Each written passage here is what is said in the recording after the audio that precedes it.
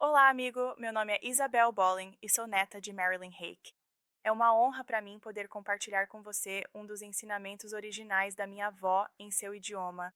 Deus deu à minha avó a missão de cobrir a terra com a palavra, e embora ela não possa mais viajar fisicamente pelo mundo todo, através da bênção da tecnologia, conseguimos compartilhar seus ensinamentos atemporais com você em seu idioma original.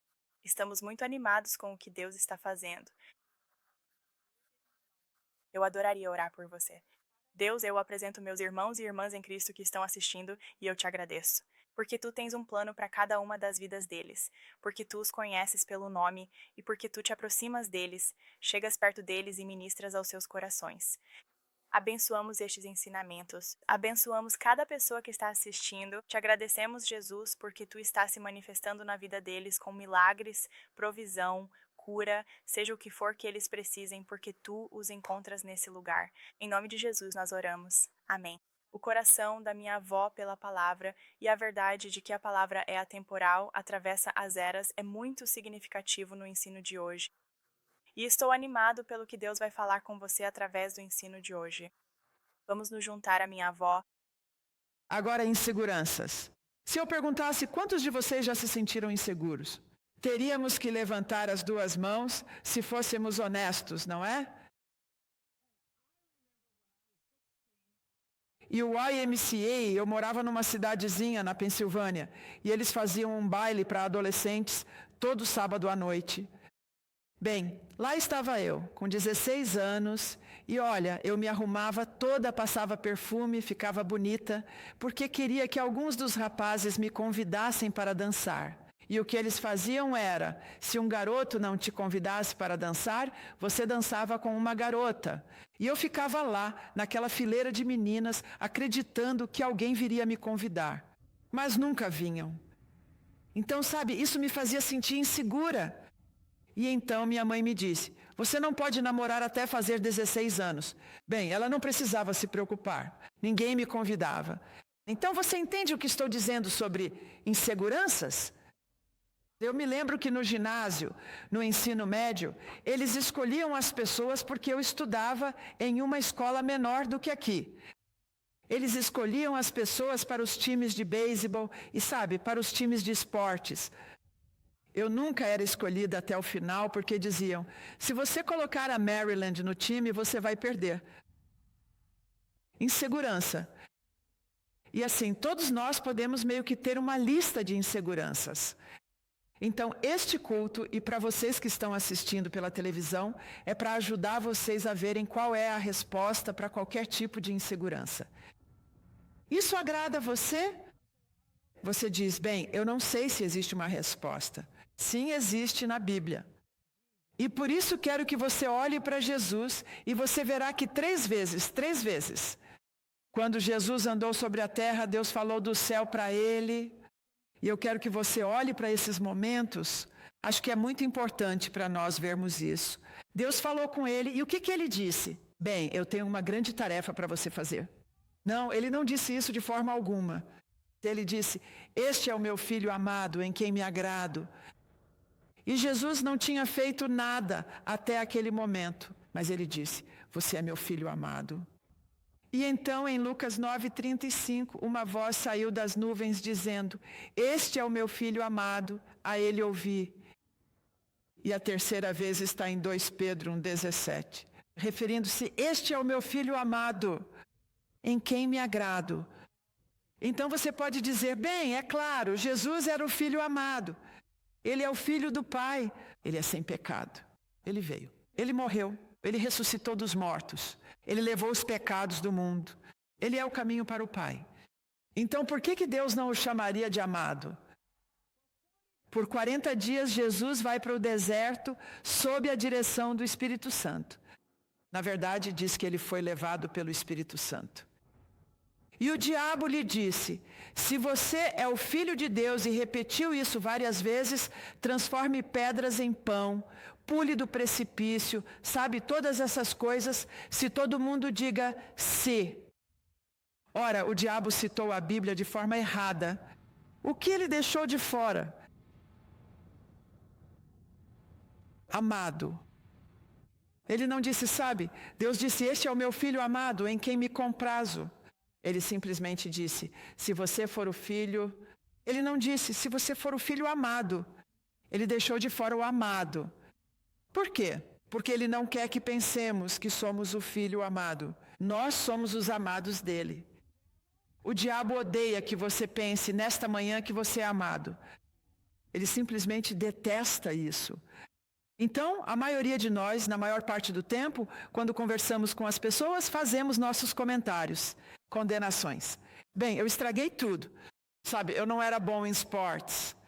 Sabe, naquela época, os rapazes não gostavam de mim, ou as raparigas não gostavam de mim. Ou, sabe, eu não me saía bem na escola. E assim ensaiamos essas coisas. Você já disse alguma vez, eu sou a amada dele? Você? Bem, deixe-me dizer-lhe, isso aparece no seu Novo Testamento.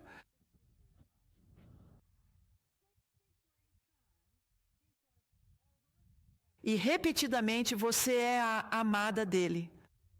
Você já disse isso alguma vez? Se alguém pergunta, como você está? Eu sou o amado dele. Ele simplesmente me ama. Você acorda de manhã e diz, que dia maravilhoso. Eu sou o amado dele. Ele quer fazer coisas boas para mim hoje. Sabe, costumávamos cantar, Jesus me ama, isso eu sei, pois a Bíblia assim me diz. Talvez você devesse se levantar todas as manhãs e cantar, Jesus me ama, eu sei disso, a Bíblia me diz. Eu sou a sua amada. Diga, eu sou dele. Amado. Ele me ama mesmo quando eu falho. Ele me ama Quando minha fé vacila. Ele me ama de verdade, mesmo quando sou boba. Ele me ama. Ele ama muito. Meu. Eu sou a sua amada. Agora quero que você diga isso para... E me deixe em paz. Ok, então isso é fundamental para nós entendermos a coisa mais importante. O diabo não quer que você saiba, pense, processe e tenha fé nisso. Está dizendo 63 vezes, você é o amado dele, está escrito, vez após vez, repetidamente. Então eu quero que isso realmente penetre no seu espírito. E se você está assistindo pela televisão, saiba que pode nos ligar. Você pode listar suas inseguranças, nós não te julgamos, mas oraremos especificamente. Mas eu quero que você entenda isso. Você tem Jesus no seu coração, você é o amado dele. Agora quero passar para a segunda parte que diz, você é aceito no amado agora. É impressionante para mim como somos tão aceitos no amado, porque tendemos a pensar, não sou aceito por causa de algo de longo prazo. E onde você está hoje, o que ele fez por você, você pensa, sim, eu sou o amado dele. E às vezes pode parecer que leva muito tempo até você entrar nos trilhos, mas não desista. Você é o amado dele? Eu sou aceito no amado. As pessoas podem achar que sou burro. As pessoas podem achar que eu nunca vou conseguir, mas eu sou aceito no amado. Isso é fundamental para você. Isso está em Efésios 1:6. Apoie-se nisso. Agora vamos olhar para Pedro, porque Pedro é tão interessante para mim e você sabe, não há dúvida de que ele tem um chamado de Deus em sua vida. Ele está entre os 12 discípulos e então sua primeira experiência, ouvindo a voz de Deus, é quando Deus fala no Monte da Transfiguração. E diz, este é o meu filho amado, ouçam-no. E Moisés e Elias. Elias aparece com ele. Então, o que Pedro faz? E assim, você sabe, muitas vezes realmente assimilar a verdade de Deus e colocá-la no seu coração é um processo. Sabe do que estou falando? E então ele disse, bem, vamos construir um tabernáculo para Moisés? Vamos construir um tabernáculo para Elias? Vamos construir um tabernáculo para Jesus? Bem, eu penso, espere um minuto, Pedro. Moisés e Elias são profetas. Mundo, ele é o Filho de Deus, mas estava processando. Todo mundo diga, processando. Veja o que está acontecendo, eu acredito com você nesta manhã. Você está processando. Deus me ama.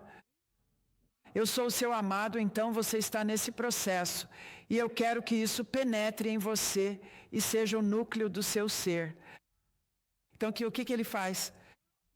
Bem, você sabe, ele faz algumas coisas estúpidas. Nega Jesus e depois volta para a pescaria, desanimado consigo mesmo. E o que Jesus faz? Jesus aparece para ele na ressurreição. Eles estão pescando e não pegam nada. E então, de repente, Jesus está em pé na margem dizendo, coloquem as redes do outro lado. E eles fazem isso e conseguem pegar. Ah, este é Jesus. Então eles chegam à margem com todos os peixes. E o que Jesus está lá para fazer? Bem, Pedro, você me disse que nunca me negaria, mas você fez isso. Mas Pedro é o amado do Senhor. Isso é verdade? Porque ele negou Jesus, Jesus deixou de amá-lo. Porque você errou na semana passada, Jesus deixou de te amar. Vamos lá, pessoal, ainda somos os amados dele. Então, Pedro, você sabe, come o café da manhã. E então Jesus o encaixa em seu maravilhoso chamado. Você sabe, Pedro disse outra vez, quando eles estavam em um barco e veio uma tempestade. E Jesus lá no monte os vê e vai até eles andando sobre as águas. E Pedro disse, manda-me ir até você. E então Jesus disse, venha. Então Pedro sai andando sobre as águas. E, enquanto seus olhos estão em Jesus, ele está bem. Mas então, quando ele começou a olhar para o vento e as ondas, começou a afundar. Jesus disse, bem, idiota, se você não consegue continuar olhando para mim e manter a fé, esquece. Deixa ele afundar. Ele é um idiota mesmo. E eu acho que muitas vezes, quando sentimos que nossa fé não chegou ao nível que deveria, Jesus nos levanta, nos coloca de volta no barco, e está escrito que no instante em que ele entrou no barco, o vento cessou. Você sabia que Jesus te ama? Ele te ama quando a sua fé acaba. Isso é fundamental para sabermos nesta manhã. Por quê? Porque somos os amados dele. Mão no coração de novo, diga, eu sou a amada dele. Quem assiste pela TV, repita, eu sou a amada dele. Como cristão, saiba que você é amado por ele. E então olhei para outra pessoa que sabia disso. Olhei para Paulo. E Paulo, você sabe, ele estava por aí matando cristãos. Uau! Quer dizer, ele era muito religioso, muito religioso. E Jesus lhe aparece. Ele tem um encontro dramático com o Senhor. Agora, ele se concentrou no seu passado? Ele mencionou um pouco, mas não se concentrou no seu passado. Ele se concentrou enquanto era amado. E ele diz, e eu amo Gálatas 2:20. Eu já mergulhei muito nesse versículo. Diz, fui crucificado. Contudo vivo, mas a vida que vivo na carne, vivo pela fé no Filho de Deus. Você diz, estou sem fé, mas o Filho de Deus não está sem fé. E ele disse, ele me amou. Todo mundo diga, ele me ama. E ele disse, ele se entregou por mim. Você sabe, ninguém jamais te amou como o Pai, o Filho e o Espírito Santo. Isso é tão fundamental para nós, porque eu acho que o diabo foca muito em, bem, se você é cristão, mas nunca diz, você é o amado de Deus. Alguém aqui já ouviu Satanás dizer, você é o amado de Deus? Bem, você não vai ouvi-lo dizer isso, porque ele não quer que você saiba ou pense nisso, ou medite nisso, ou se aprofunde nisso. Isso é tão importante. Agora, algo acontece em mim quando eu digo, eu sou. Ele vai fazer isso cooperar para o bem. Eu tenho o favor dele. Algo forte acontece comigo que eu quero que você veja. E isso é muito, muito importante. Quando você sabe que é amado, isso traz uma segurança para amar os outros. Você não fica implicando com eles. Bem, porque eles não levam a Bíblia para a igreja? Eles são apenas idiotas. Porque eles não cuidam melhor dos filhos? Porque eles não usam um desodorante melhor?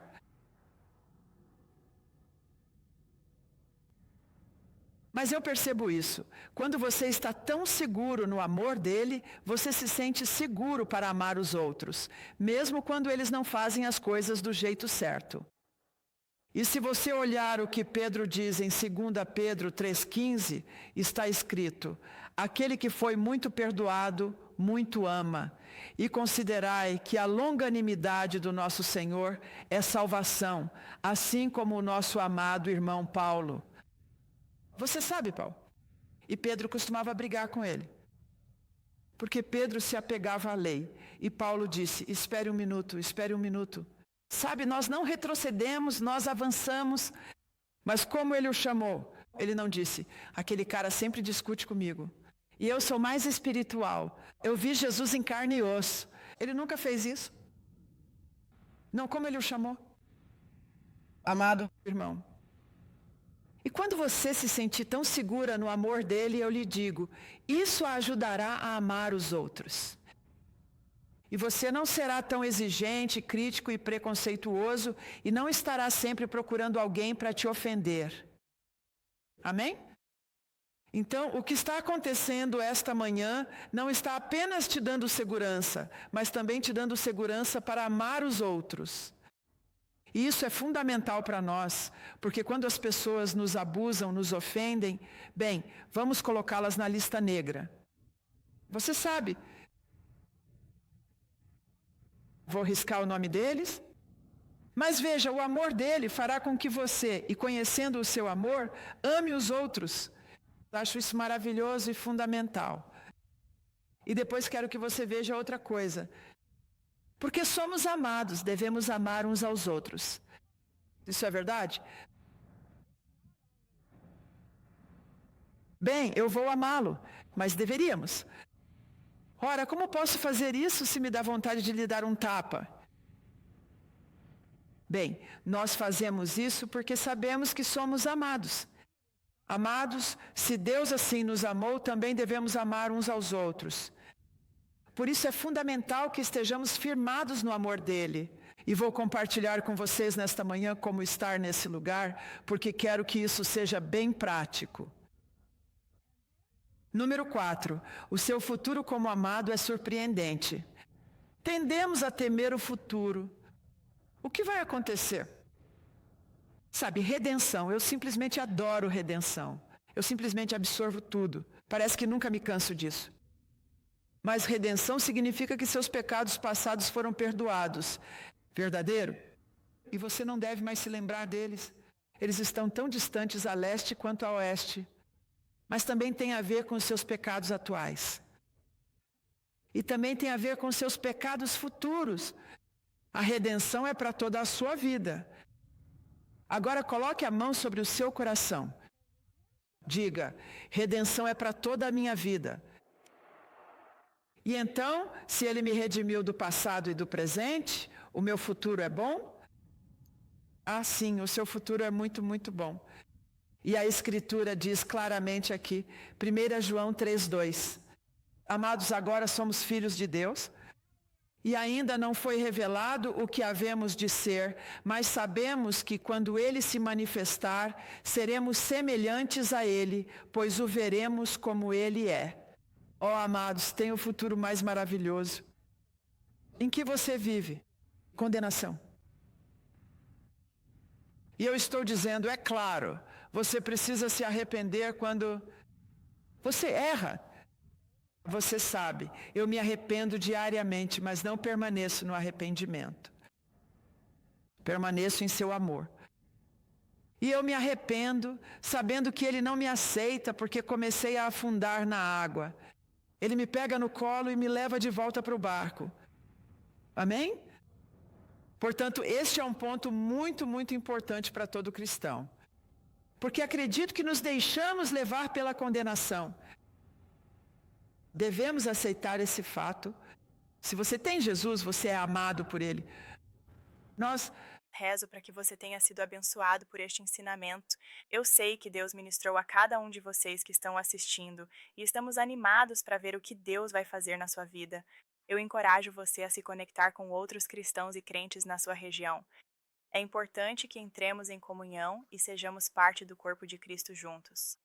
Para mais recursos e mais ensinamentos, por favor, visite miraclewordministries.org.